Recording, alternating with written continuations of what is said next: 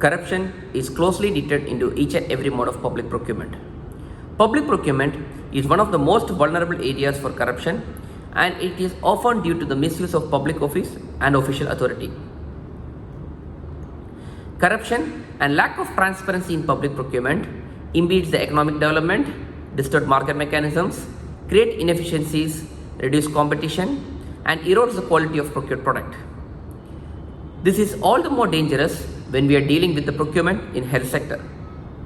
TNMSC, Tamil Nadu Medical Services Corporation, which is a medical procurement agency for the government of Tamil Nadu in India, focuses on system re-engineering to address the issue of corruption in medical procurement. The problem that is being addressed is about ensuring competitive bidding in the procurement of high-end medical equipment where there are limited and specific manufacturers globally. For this high-end medical equipment, the end users are likely to have an affinity towards a particular technology or make and model, either by virtue of their long association with using that technology or model or on any other consideration. A government procurement agency has to delicately balance the interest of the end user and also have to facilitate wider competition through a fair and transparent procurement process. The innovative unique solution was the introduction of multiple schedules in a single tender with a single bid security based on the technical specifications of comparable models from various manufacturers. In this way, the procuring entity could accommodate specific models of each manufacturer in a particular domain so that each one could participate in the tender through a process of natural competition. This further saved time and resources for the procuring entity and also provided a wider choice to select the required model among the wide array of empaneled models based on the end user requirement and fund availability. Through this method, TNMSC could successfully finalize the rate contracts of high-end medical equipments at a very competitive price through a transparent and participative process.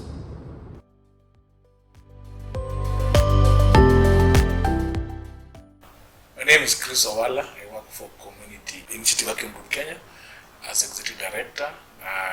The organization works on issues of accountability, social justice and human rights, which I've been working in for the past 10 years. The problem that has been there is that high rate of corruption in the healthcare. The corruption involving lack of drugs, the drugs are bought, they are stolen, the absenteeism of the staff, the illegal fees that are levied on the patients.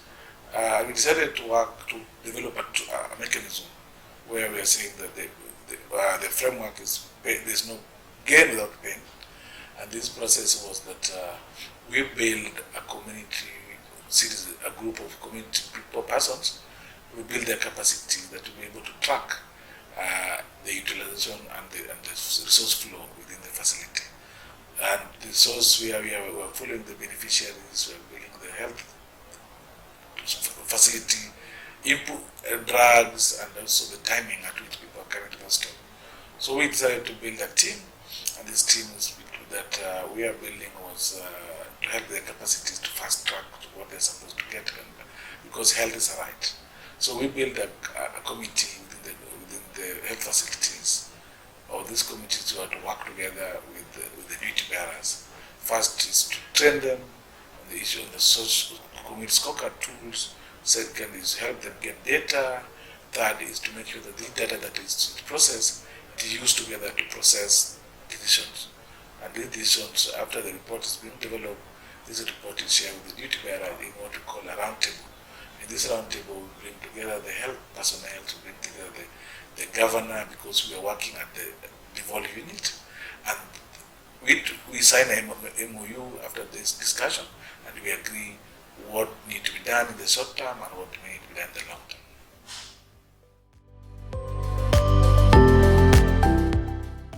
Bangladesh has made some significant progress in terms of healthcare infrastructure and key health indicator in past 2 decades. But despite these improvements, our health system faces several challenges. We have a pluralistic health system and corruption is very common in our health sector. Our service delivery remains challenged by shortage of healthcare provider, their maldistribution and also poor rural retention. Absenteeism of doctors are very prominent across the country, particularly in the rural areas, where we have 1 doctor per 10,000 population compared to 18 in the urban area.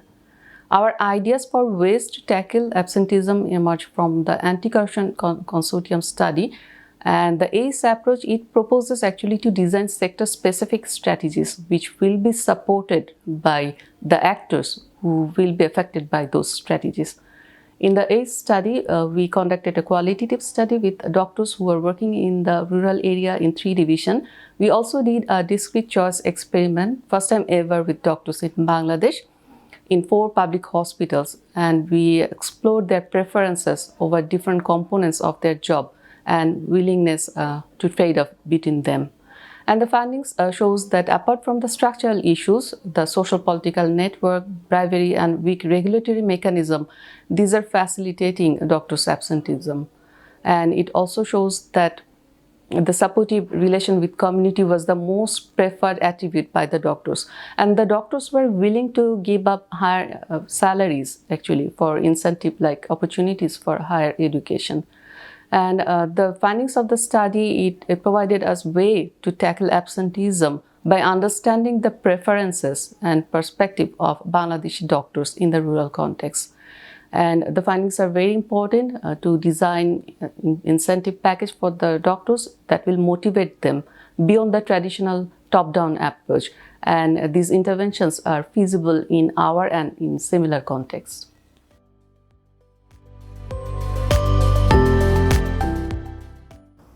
Good day, everyone. I am Romnick Aguilar, Health System Development Officer from the City of San Pedro, Province of Laguna, Philippines. The COVID-19 pandemic has shown the world that no country is prepared to face the impact of this pandemic. In the local government unit, we are surprised by the sudden increase in COVID-19 cases. As healthcare workers become the frontliners in fighting this pandemic, they are at high risk of contracting the disease. We have never forgotten the scarcity of personal protective equipment or PPEs at the beginning of the COVID-19 pandemic. We have seen on our social media that some of our colleagues fighting on the front lines are forced to use disposable plastic bags as PPE because of the shortage. If there is an available supply of PPEs, they have used this pandemic to increase its prices. This sudden increase in prices makes it hard for healthcare facilities to purchase this life-saving PPE for healthcare workers and consider reusing it, despite the risk of contamination. The scarcity of and overpricing of PPE can lead to corruption and deaths of healthcare workers and patients. This should be prioritized and resolved since this will not be the last pandemic the world will encounter. The transparent, centralized stockpiling of personal protective equipment is a partnership between the local government unit and private healthcare facilities. Through this, the LGU will purchase PPE for centralized stockpiling in collaboration with private healthcare facilities. This initiative will help the LGU allocate budget and purchase PPE for the citywide stockpiling at a standard affordable price that will benefit public and private healthcare facilities. A transparency monitoring committee will be established involving the local chief executive, city health office, disaster risk reduction management council, public and private healthcare facilities, medical society and nursing association, and other stakeholders. The committee will assess the quality of PPE and check and monitor the transparency of prices and of these PPEs before purchasing. This transparent, centralized stockpiling of PPE will solve the overpricing of PPE while maintaining the quality of the supplies. Urgent demand can lead to overpricing of these medical supplies that can lead to corruption. Quality and affordable price PPE will maximize the allocated budget for health that will benefit the public and private healthcare facilities, especially the medical frontliners. Private healthcare facilities will increase their trust in the local government because of this transparent, centralized stockpiling of PPE initiatives because they are involved in purchasing PPEs. Through transparency, partnership, and good governance, we can be more prepared for the next pandemic, assure our healthcare workers that they are safe as our frontliners, and strengthen the trust of private institutions as our partners as One Health. If we want to change the system, we need to be involved in the system. Thank you.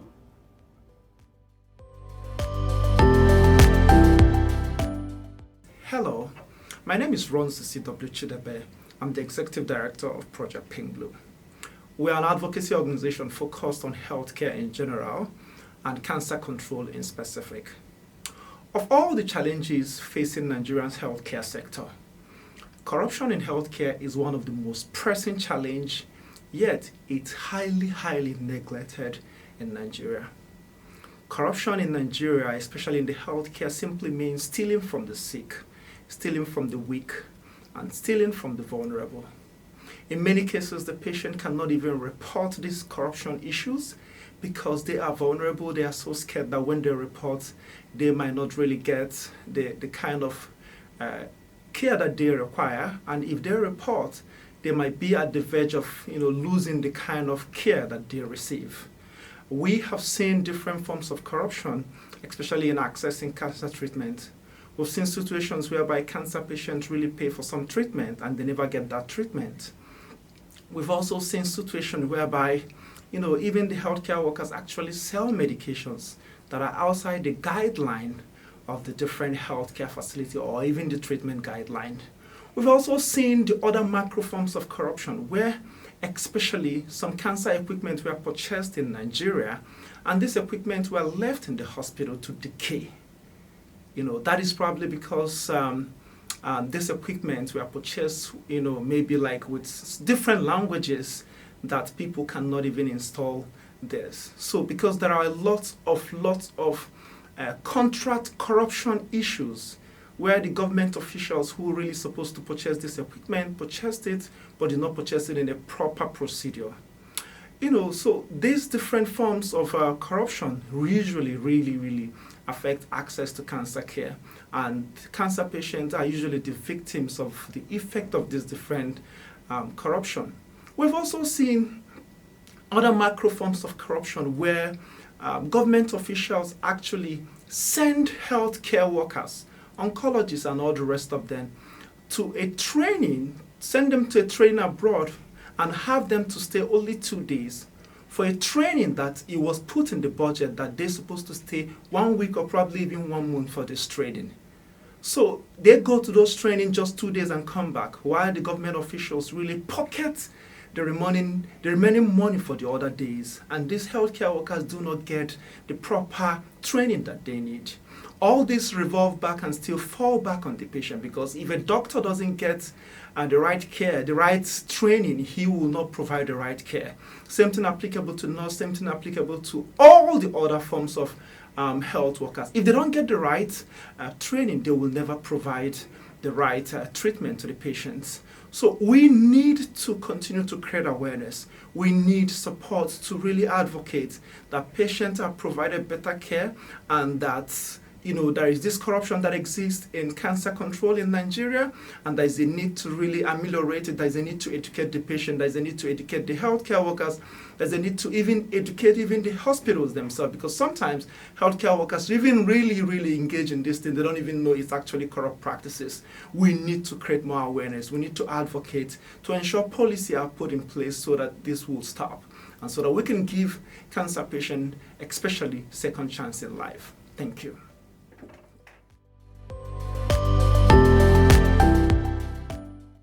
Malawi, like many other countries in the world, have limited or no mechanisms at all for citizen engagement in foreign policies.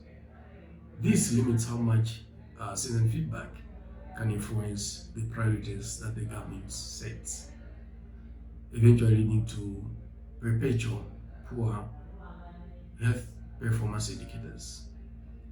CARE developed and evaluated the community scorecard approach in 2002, an approach that allows communities, service providers, and authorities to engage in conversations. These conversations identify the bottlenecks and identify solutions that will be implemented in a joint manner whilst holding each other to account as a way to enhance improvement of services.